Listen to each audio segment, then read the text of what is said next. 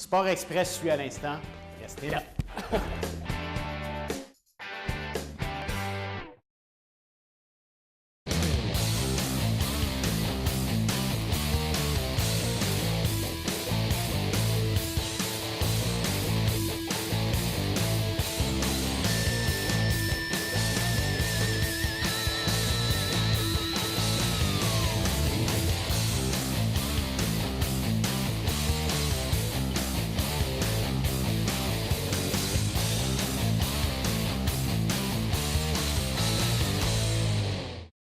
Bonsoir, mesdames et messieurs. Alexandre Baudouin et François Trépanier qui vous souhaitent la bienvenue à une autre édition de Sport Express. Salut François. Salut Alex.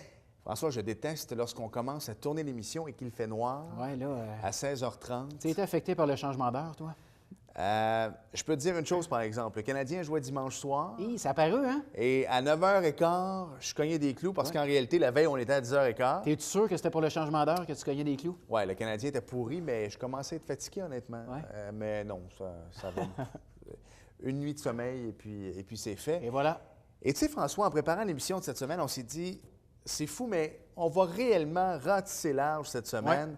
On va se promener un peu partout au Québec. Mais on va rejoindre beaucoup de monde, Alex. On va surtout. rejoindre énormément de personnes. On va aller au Parlement de Québec. On va aller jusqu'au Stade McGill à Montréal. Exactement, parce qu'on reçoit Samuel Fournier des Alouettes de Montréal. Ouais. Et également notre député tellement sympathique, Dave Turcotte, qui est là également cette semaine. Ouais. On va parler de sport, oui, mais surtout... Différents projets, Alexandre. Exactement, différents projets dans la région ici. Donc, ouais.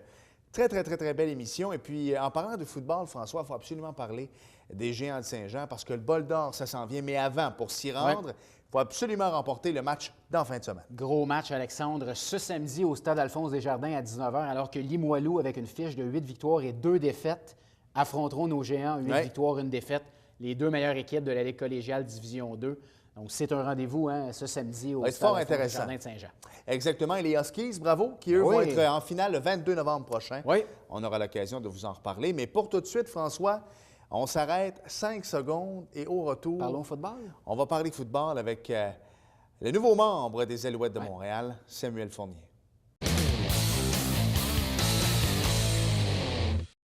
Notre premier invité cette semaine à Sport Express, on a été très content de lire la nouvelle sur les différents sites de sport au Québec, comme quoi notre ami Samuel Fournier avait signé un contrat avec les Alouettes de Montréal. Bien, on l'a avec nous à Sport Express. Salut, Sam. Salut, ça va? Ça va bien. Écoute, première réaction, Sam, suite à ta signature. Content, hein? Tu nous l'avais dit l'année passée, tu es venu à Sport Express, tu nous l'as dit. Les boys, vous pouvez le dire, un jour, Samuel Fournier va être avec les Alouettes. C'est fait? Oui, finalement, ça a pris quelques années, je te dirais, quinzaine d'années avant de jouer avec les Alouettes, finalement. Lundi, il y a 2 semaines, j'ai reçu un appel là, de Joey Abrams, qui est dans le fond la personne là, qui recrute. Ouais. Il m'a lâché un coup de fil, il a dit demain, on aimerait ça t'avoir aux tests médicaux, puis on aimerait ça te faire joindre l'alignement des Alouettes si tout va bien aux tests médicaux. Parce que là, pour mettre les gens en contexte, Sam, tu as déjà joué dans la Ligue canadienne avec les Tiger Cats d'Hamilton, les Eskimos d'Edmonton, c'est bien ça. L'année dernière, tu as joué au football senior québécois avec les Huskies de Saint-Jean-sur-Richelieu. Cette année, tu ne jouais pas. Non. Est-ce que tu t'attendais à avoir un appel de la sorte? Non, du tout. Je te dirais que en 2012, dans le fond, j'ai eu une blessure en 2011. 2012, ça a été dur de faire partie de la CFL encore avec les Tiger Cats, mais j'ai joué, j'ai fini la saison. Puis après ça, j'ai réessayé avec les Alouettes, j'ai réessayé avec Toronto. J'avais pas eu d'offre, en fait. Là, Ouais. j'avais pas poussé la note un plus loin. Au niveau de l'entraînement? Au niveau de l'entraînement, j'étais prêt. Après ça, c'est pour ça que j'ai joué avec les Huskies, justement, pour essayer de rester en football shape, comme on dit, là, en football mode, puis d'avoir peut-être un appel, ce qui n'est pas venu. C'est sûr, quand ça fait 1 an là, que tu joues senior, la 2e année, là, je me suis dit, je m'entraînais, mais pas pour jouer au football. Là, je m'entraînais différemment. Mais je voyais qu'il y avait quand même, j'étais à tous les matchs des Alouettes. Là. Bref, j'étais dans les estrades, puis je regardais les gars, puis je dis, j'ai ma place là-dedans. Fait que j'ai pas arrêté d'y croire, mais... Mais là, rendu à ce stade-ci de la saison, là, écoute, il reste un match à la saison régulière. Est-ce que tu t'attendais quand même à pouvoir recevoir un appel? Est-ce que c'est commun que les joueurs peuvent recevoir des appels comme ça en fin de saison? Oui, quand même. Ce qui arrive au mois d'octobre dans la Ligue canadienne, c'est qu'il rouvre il y a plus de joueurs qui peuvent être sur l'équipe de pratique. Souvent, c'est parce qu'après, au mois d'octobre, ils se préparent déjà pour l'année prochaine. Ouais. Ils se préparent pour les séries. Ils peuvent emmener des joueurs de plus pour les évaluer. Puis des fois, c'est ça, faire des changements de fin de saison.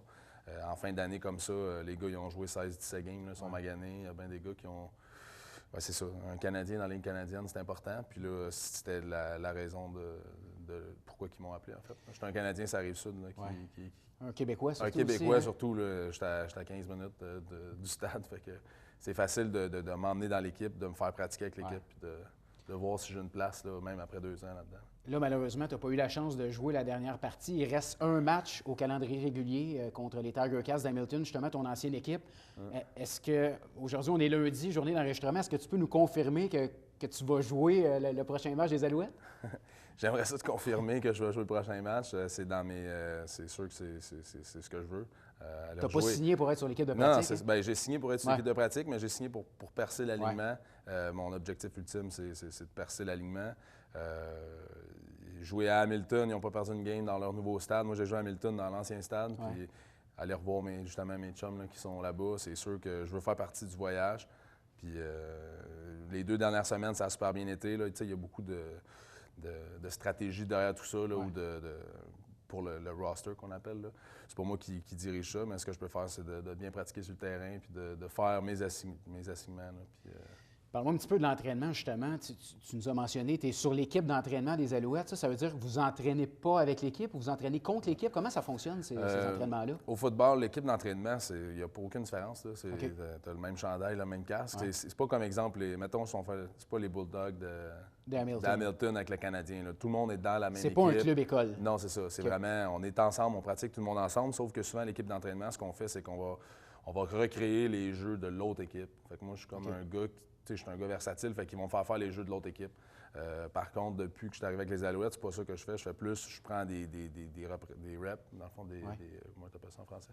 C'est correct. Une rep, là, tu prends la rep pour être un réserviste, dans le fond, d'une position partante, ces unités spéciales ou à l'attaque. Fait que le rôle, je vois que je suis là, que je suis dans les plans, c'est juste les autres.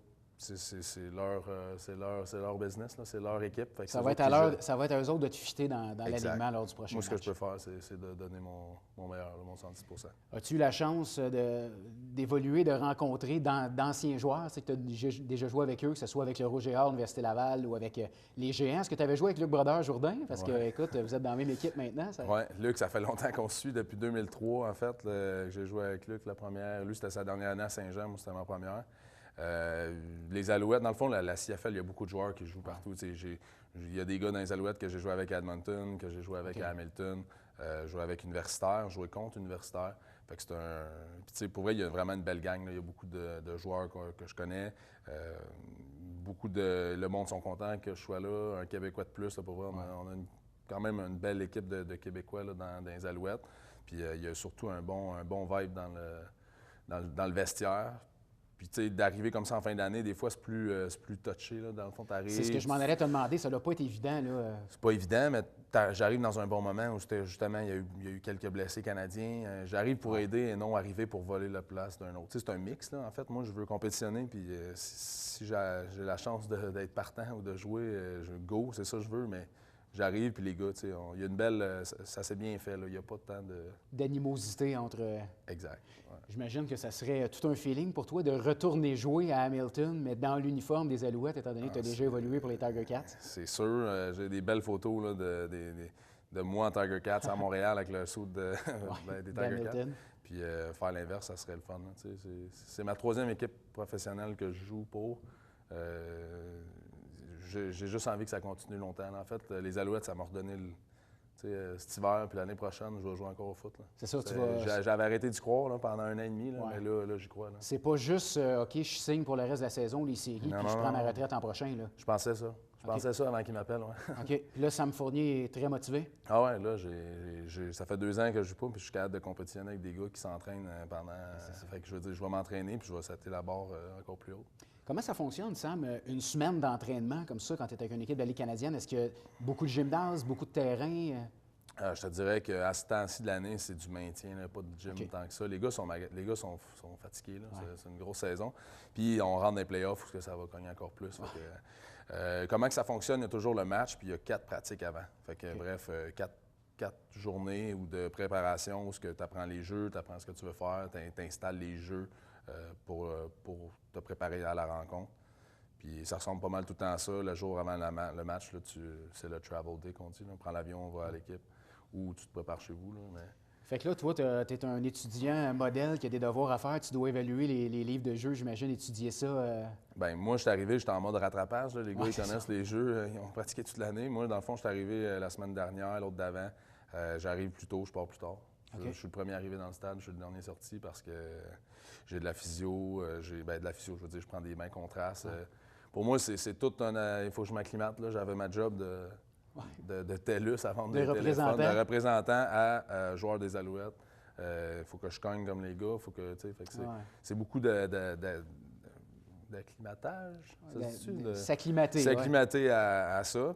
Fait que je me dis, le plus de temps que je vais passer dans le stade, ça va juste m'aider. Pour les vidéos, pour comprendre les jeux, tout ça. Là. Sam, rapidement, il reste 1 minute. Je ne peux pas ne pas te parler du Roger Hart de l'Université Laval. Tu as fait la pluie et le beau temps avec cette équipe-là à Québec. Première défaite en 25 matchs contre les Carabins de l'Université de Montréal ce week-end. La manière que tu as évalué le Roger Hart, tu les as vus jouer cette année, est-ce que tu crois qu'ils peuvent encore se rendre jusqu'au bout à la Coupe Vanier? Ben oui. En tout cas, à l'interne, on a fait des petites gageures, là, justement, sur le Roger Hart. Ouais. Les gars qui jouaient pour les Carabins, en tout cas, on a fait des petites gageures. Le Roger Hart, moi, je pense que on vient dans l'adversité. Ouais. Moi, toutes mes années que j'ai joué avec le Roger Hart, j'ai joué 4 ans, perdu 2 games contre Montréal. J'ai perdu 4 games en 4 ans, 2 contre Montréal à Montréal. Fait que Laval, ça prend ça, tu sais, cette bague-là. Celle-là, c'était une saison parfaite, mais l'autre, 7-1, je me rappelle, c'est moi qui ai couru à la ligne des buts, à la ligne de 1, je me suis fait stopper. Dernier jeu du match, tu sais, je rentrais, on gagnait, je rentrais pas, on perdait, puis on a perdu la game. Bref, c'est difficile quand tu vas dans l'adversité, puis Montréal, les Bleus, c'est de l'adversité. Ouais. Les gars, ils vont juste revenir plus fort, puis des fois, ça dit on n'est pas invincible. Laval, tout le monde dit c'est ça peut être un facteur de motivation pour la troupe de Glenn Constantin de voir, écoute, on a perdu, puis... Ah oui, c'est une claque d'en face, ça te réveille. Là. Dans le fond, c'est ça, moi, je le vois comme ça. Puis quand j'ai joué, c'était la même affaire, on avait des victoires. C'était une claque d'en face, ils vont se réveiller, puis ils vont avoir les playoffs chez eux, puis là, Montréal va aller jouer chez eux. Fait que, tu sais, là, ils vont être... Pas facile de gagner à la maison à Laval, hein? Pas facile de battre Laval à Laval. Moi, j'ai jamais perdu chez nous, fait que... Jamais? En 4 ans? Non. Bien, ça fait 69 matchs consécutifs, vrai, peut-être 70 maintenant. Là. C'est un record peut-être dans l'histoire du foot. Là. Ça fait 10 ans qu'ils n'ont pas perdu à la maison, ou depuis 2003, je pense. Ouais, ça, 10 ans. Incroyable. Fait que c'est... Non, j'ai encore du rouge. Un sentiment d'appartenance. J'ai bien du bleu, mais j'ai encore du rouge. Ouais. Tu aurais pris ton chandail des Alouettes, ta casquette du Roger Hart. Ouais. Sam, écoute, on va te souhaiter la meilleure des fins de saison avec les Alouettes. On espère que tu vas jouer le dernier match à Hamilton. Écoute, on va être devant nos téléviseurs. Puis on espère également que tu vas être là pendant les séries pour qu'on puisse aller t'encourager à Montréal. Tous les gens de la Grande Rive-Sud, écoute, on est bien fiers de toi. C'est pas parfait. Merci.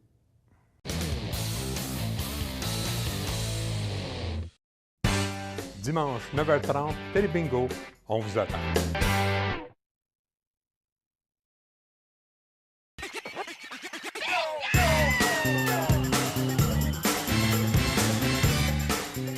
Pour vous divertir dans le confort de votre foyer, Télébingo, TVHR, tous les dimanches matins, 9h30, avec votre meneur de jeu, Alain Rameau. C'est un rendez-vous.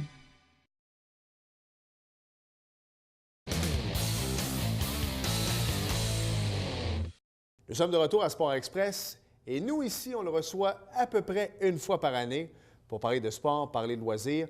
On ne parle pas trop de politique avec notre député Dave Turcotte. Salut Dave! Allô! Dave, d'abord d'entrée de jeu. Je t'allais dire hors d'onde, il faut régler la question. On n'est pas à Éric Latour, mais quoi, ça fait combien de temps que tu es député de Saint-Jean? Ça 6 ans. 6 ans, donc à la fin de ton mandat, tu vas être 10 ans. À ta 10e année. On le sait qu'il va y avoir une course à la chefferie au niveau du Parti québécois. Ça commence bientôt, ça va être pour 2015. Et là, on va se le dire tout de suite, Dave Turcotte ne prendra pas parti, mais je veux que tu nous expliques pourquoi. Bien, parce que c'est moi qui ai écrit les règles de la course et je suis député organisateur pour le Parti à travers le Québec. Donc, je trouve que c'est manquer d'éthique de travailler pour le parti puis en même temps travailler pour un candidat. Donc, pour être sûr, je n'appuie pas personne puis je ne me présente pas. Donc, c'est réglé. C'est réglé. À partir de là, tu auras à travailler de toute façon avec tous les candidats exact. Qui vont... pour réparer les pots cassés, parce que ça se peut qu'il y en ait quelques-uns. Ouais, mais honnêtement, à date, ça part bien. Dave, j'aime ça que tu me parles comme ça, mais j'imagine que plus que ça va avancer, c'est pour 2015. Alors, on a le temps d'en reparler de toute façon.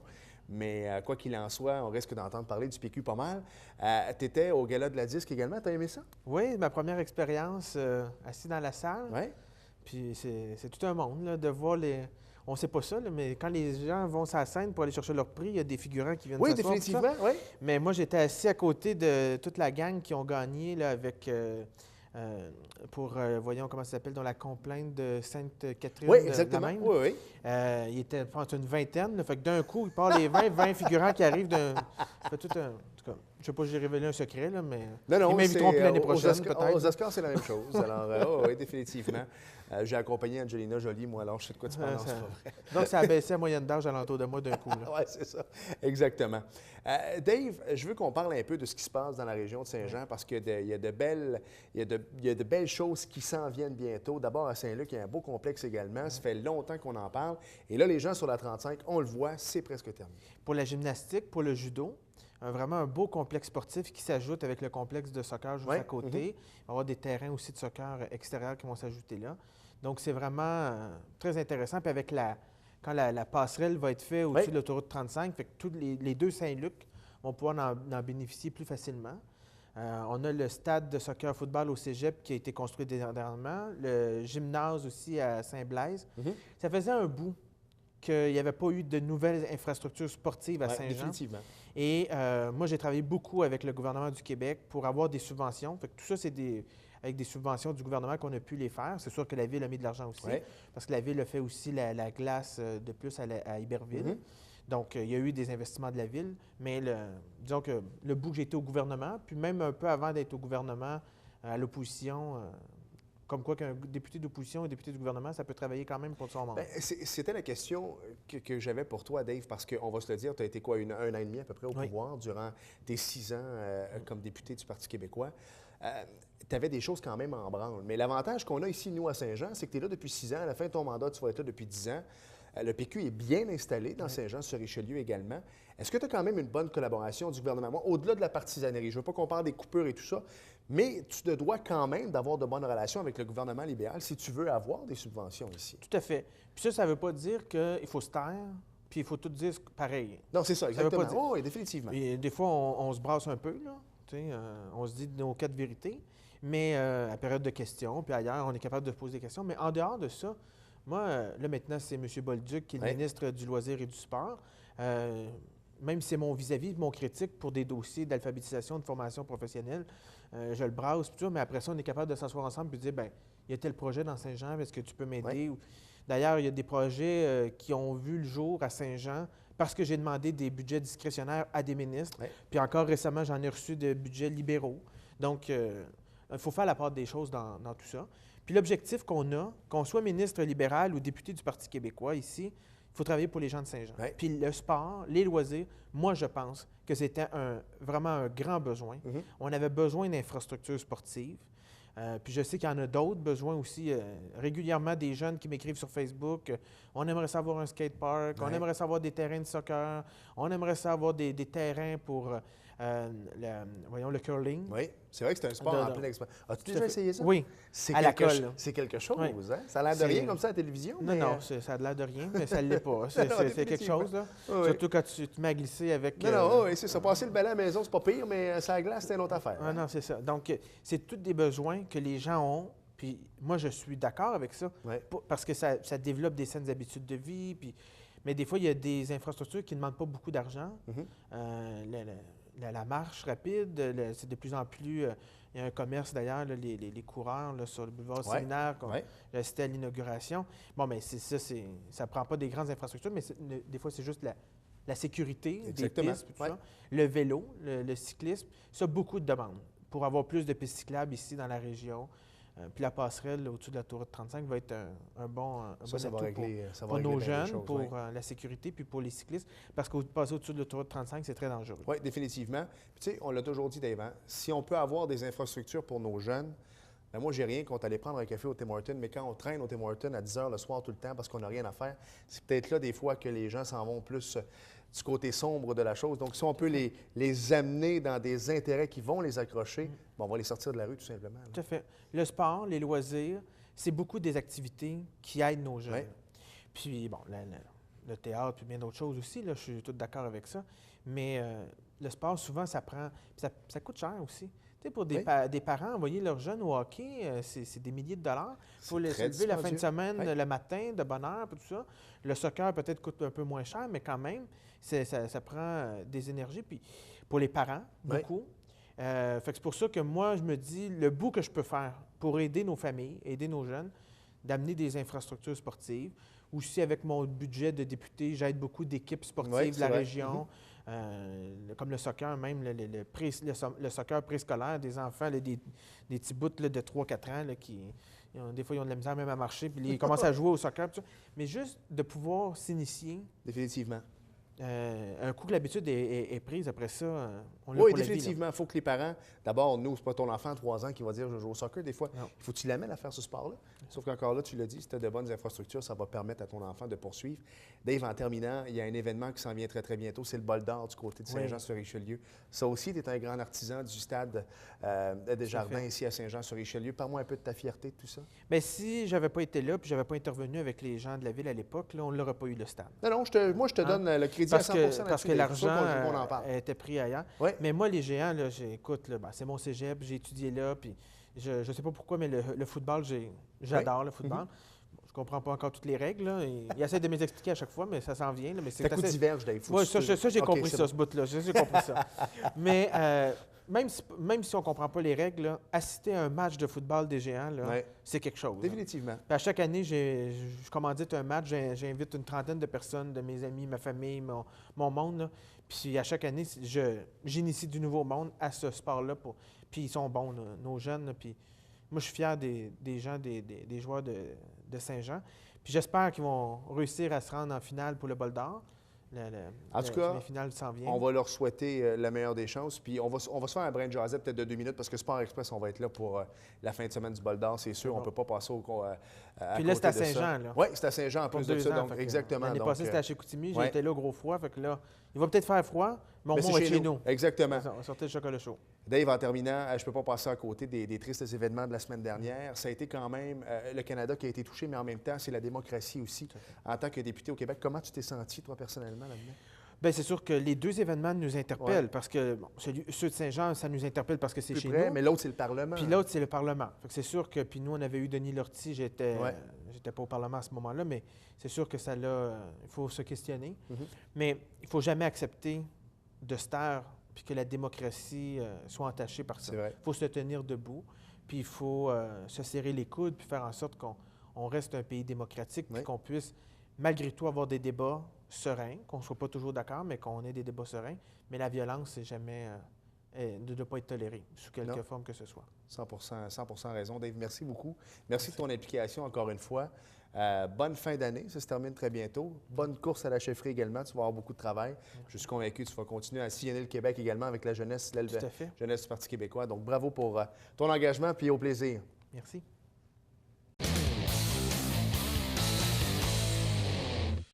Nous sommes de retour à Sport Express et François, tu le sais, il faut absolument parler de NASCAR. Oui. Mais là, ça se termine bientôt, Claude, ça se termine bientôt. Il reste 2 courses. Ça s'est embrassé ce week-end, Alex. Ça embrassé, on va en parler, François, on n'aura pas le choix de toute façon parce que c'est inscrit là. Mais... On recherchait, ça fait le travail? Oui, définitivement. Donc, pour une 2e semaine d'affilée, François, c'est un pilote récemment éliminé de la Chase for the Sprint Cup qui a gagné la course de la série Sprint. C'est Jimmie Johnson qui a remporté le Triple A Texas 500. Hey, il y a eu de la course automobile de Texas en fin de semaine, la Formule 1. Grand Prix des États-Unis. Exactement. Et également le NASCAR. Donc, c'est Jimmie Johnson qui a signé sa 3e victoire de la saison.